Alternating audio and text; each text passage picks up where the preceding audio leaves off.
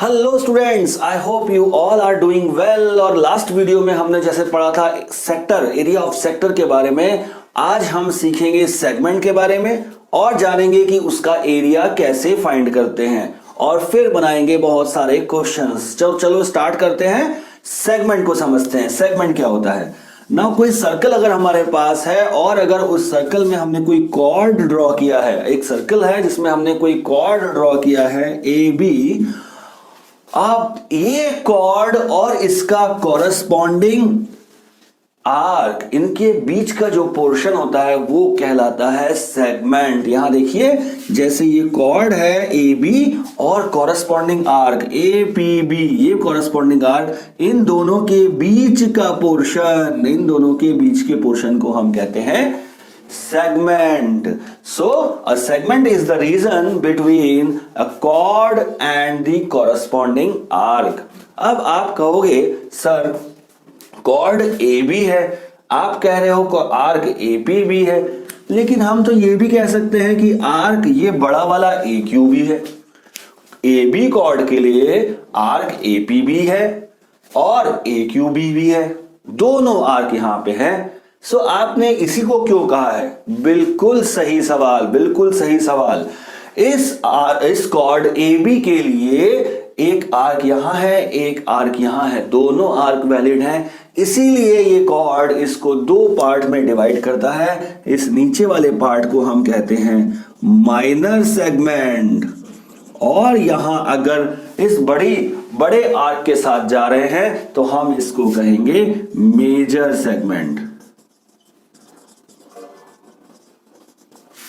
ठीक है, लेकिन जब भी क्वेश्चन में अगर हमें दिया होगा find the area of segment, तो हमें सिर्फ माइनर सेगमेंट के बारे में ही बताना है।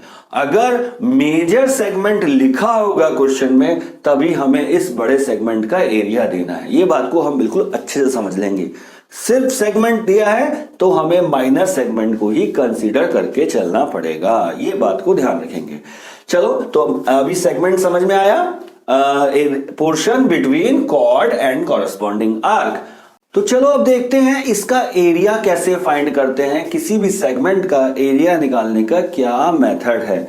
सो देखो, यहां पर थोड़ा समझते हैं पहले कि अगर एक सर्कल है जहां पर जिसका सेंटर O है, दैट इज ए बी, कोई कॉर्ड है, और यहां पर P ए पी बी, ये एक आर्क है। सो हमें इस सेगमेंट का एरिया बताना है, कॉर्ड और आर्क के बीच के पोर्शन का एरिया निकालना है। सो उसके लिए हम पहले क्या करेंगे, हम O से A को ज्वाइन, ए को और बी को ज्वाइन कर देंगे। O से हम A और B को ज्वाइन करेंगे। सो द रेडियस है। अब देखो यहां पर ये O A P B O, ये बन गया है एक सेक्टर। सेक्टर बन गया ना, O A P B O, ये एक सेक्टर बन गया है। इस सेक्टर के कंप्लीट एरिया में से, इस सेक्टर के कंप्लीट एरिया में से, तो हम अगर इस ट्राइंगल OAB के एरिया को सब्ट्रैक्ट करेंगे तब क्या होगा? इस पूरे सेक्टर के एरिया में से ट्राइंगल OAB के एरिया को सब्ट्रैक्ट कर दो, हटा दो यहां से। जैसे ही हमने ये हटाया, अब हमको मिल गया ना रिक्वायर्ड एरिया ऑफ सेगमेंट। ये जो शेडेड पोर्शन है, ये शेडेड पोर्शन सेगमेंट के बारे में बता रहा है ना, एरिया ऑफ सेगमेंट के बारे में बता रहा है, region between chord and corresponding arc बता रहा है। सो यही मेथड को हम मैथमेटिकली यूज करते हैं एरिया ऑफ सेगमेंट फाइंड करने के लिए। चलो देख लेते हैं इसको। क्या? Area of segment is equal to area of sector, that is area of sector OAPBO minus area of triangle OAB। बस यही चीज को हम एरिया ऑफ सेगमेंट फाइंड करने के लिए यूज करते हैं। अब यहां पर एरिया ऑफ सेक्टर तो आपको मालूम है कैसे फाइंड करते हैं, आपने देखा है। Area of sector is equal to theta upon 360 degree into pi r square. Where r is the radius of circle. यहां बात आती है area of triangle O A B. Area of triangle O A B कैसे find करेंगे? और triangle का area निकालने के लिए आपके पास बहुत सारे मेथड है, लेकिन यहां ऐसा ट्राइंगल जिसमें दो साइड्स हमें दी हुई हो और उनके बीच का एंगल, सेक्टर एंगल भी हमें दिया हुआ हो, ऐसे ट्राइंगल का एरिया कैसे फाइंड करेंगे और उसके लिए क्या फॉर्मूला बनता है वो अब हम यहां देखेंगे। देखो area of triangle O A B, ठीक है, इसको थोड़ा समझते हैं। मैं एक ट्राइंगल ड्रॉ कर लेता हूं, मैं एक ट्राइंगल यहां पर ड्रॉ कर लेता हूं। ट्राइंगल ड्रॉ करेंगे तो देखो ओ ए बी, ये ए बी कॉर्ड है, इसको मैंने यहां ड्रॉ कर लिया। ये सेंटर ओ है, यहां से ज्वाइन कर लिया था, ट्राइंगल बन गया। ये रेडियस आर हमें गिवन रहेगा और ये एंगल थीटा भी हमें गिवन रहेगा, एंगल थीटा भी हमें गिवन रहेगा। और एरिया ऑफ ट्राइंगल का बेसिक फॉर्मूला क्या है? That is half into base into height. बिल्कुल बेसिक फॉर्मूले से स्टार्ट करेंगे। सो हमने क्या किया? हाइट फाइंड करना है, बेस ए बी है, यहां से हमने एक परपेंडिकुलर ड्रॉप कर दिया है ना, ओ से एक परपेंडिकुलर ड्रॉप कर दिया है ओ डी। सो ये 90 डिग्री है। अब ये ट्राइंगल ओ ए बी एक आइसोसेलेस ट्राइंगल है। क्यों? क्योंकि इसकी दोनों साइड्स इक्वल हैं, आर के बराबर हैं, ट्राइंगल ओ ए बी। सो इसीलिए ये आइसोसेलेस ट्राइंगल है। और किसी भी आइसोसेलेस ट्राइंगल में या इक्विलेटरल ट्राइंगल में अगर हम यहां से ऐसे परपेंडिकुलर ड्रॉप करते हैं सो दो बातें होती हैं। एक बात तो ये कि ये जो परपेंडिकुलर ओडी है वो इस एंगल को बाइसेक्ट करता है, एंगल को बाइसेक्ट करता है। और दूसरी बात ओडी जो है वो परपेंडिकुलर बाइसेक्टर होती है, इस लाइन ए बी को भी बाइसेक्ट करती है। सो यहां पर परपेंडिकुलर डालने से हमें दो चीज मालूम चली कि एंगल दिस, ये देखो ये वाला एंगल ओ ए ओ डी ये भी हाफ हो जाएगा थीटा बाय 2 और एंगल ये वाला ये भी हाफ हो जाएगा theta by 2। Total angle, sector का टोटल एंगल अगर थीटा है सो ये दो पार्ट में डिवाइड हो जाएगा, थीटा बाय 2 और थीटा बाय 2। इसके अलावा हमें यह मालूम चला कि A D is equal to D B, ये भी दोनों इक्वल हैं, बाइसेक्ट हो रहा है, इक्वल हो गए। अब हमें फाइंड करना है area of triangle O A B. So area of triangle को देखो, हाफ इंटू बेस की जगह लिख देंगे ए बी और हाइट की जगह लिख देंगे OD, half into base into height. ठीक है, अब एक काम और करते हैं, यहां पर हम क्या करते हैं, half into 2 times AD. AD और डीबी बराबर है, पूरा A B is equal to 2 times AD आ सकता है, इस हाफ का double into OD. That means AD into OD is the area of triangle O A B. इस ओ ए बी का एरिया है एडी इंटू ओडी। अब हमें एडी की लेंथ मिल जाए और ओडी की लेंथ मिल जाए तो हम एरिया ऑफ ट्राइंगल फाइंड करके इसको सॉल्व कर सकते हैं। देखते हैं, अब यहां पर यूज करना पड़ेगा हमें थोड़ी सी ट्रिग्नोमेट्री। ट्रिग्नोमेट्री का यूज करेंगे। ट्रिग्नोमेट्री का यूज करने के लिए हम क्या करेंगे, इस ओ डी और ए सिर्फ इतने ही ट्राइंगल को कंसीडर करते हैं। ध्यान से देखेंगे ट्रिग्नोमेट्री का यूज हम कैसे कर रहे हैं। ओ डी एंड ए ये परपेंडिकुलर है, 90 डिग्री पर है ये, इसको ध्यान से देखेंगे। अब हमें चाहिए है लेंथ ओडी। ओडी लेंथ कैसे मिलने वाला है, trigonometry for this angle theta by 2। इस एंगल थीटा बाय 2 के लिए this O A is hypotenuse and OD is base. OD base हो जाएगा और ये बन जाएगा हाइपोटेन्यूज। तो रिलेशन क्या बनेगा, यहां ध्यान से देखो, OD upon OA is equal to cos theta by 2। OD upon OA cos theta by 2। इससे क्या मालूम चला, OD is equal to OA cos theta by 2। That means R cos theta by 2।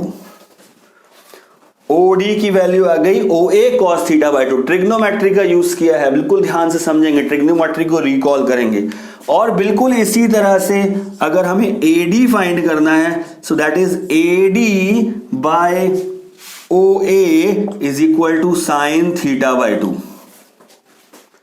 Sine theta by 2 is equal to AD by OA। So यहां बन जाएगा AD is equal to OA sine theta by 2, that means AD is equal to R sine theta by 2। ठीक है, ये OD की value हमारे पास आ गई है और ये AD की वैल्यू हमारे पास आ गई है। अब एरिया ऑफ ट्राइंगल को हम फाइंड कर सकते हैं, that is area of triangle OAB।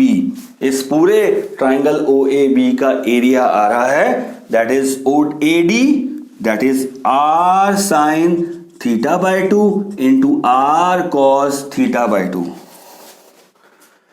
OD is R cos theta by 2 और AD is R sin theta by 2। ठीक है, AD इंटू OD। इसको सॉल्व करोगे तो ये बन जाएगा R square sine theta by 2 cos theta by 2। ये हमारे पास एरिया ऑफ ट्राइंगल का एक और फॉर्मूला बन के आया है। Area of triangle is R square sin theta by 2 cos theta by 2, where theta is the sector angle and R is radius of circle। इसको बहुत ध्यान से अपने फॉर्मूला कॉपी में लिख लेंगे और इसको याद कर लेंगे, जरूरी है, बहुत जरूरी है, नहीं तो ये सारी एक्टिविटी वहां आपको टेस्ट में करनी पड़ेगी। कैसे आया है, R sin थीटा करेंगे, R cos थीटा करेंगे, so it will take time. अगर आपको डायरेक्ट ये फॉर्मूला याद है तो आप इसको बहुत इजीली बना सकते हो।